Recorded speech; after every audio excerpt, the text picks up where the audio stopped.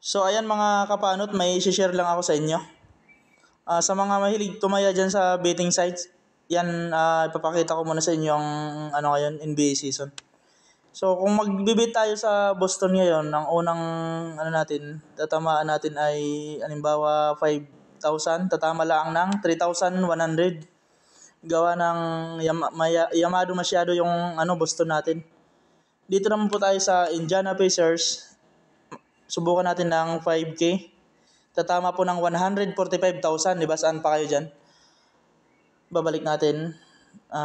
Ulitin natin sa Indiana Pacers ulit, 1,000. Di ba yung 1,000 ay magiging 29,000 ang magiging panalo. Dito naman sa Minnesota Timberwolves, tatype tayo ng 1,000. Ayun, ang tatamaan lang ay 2,600. Kung sino ang mag-champion sa kanilang apat na team na natitira, yun ang makukuha natin.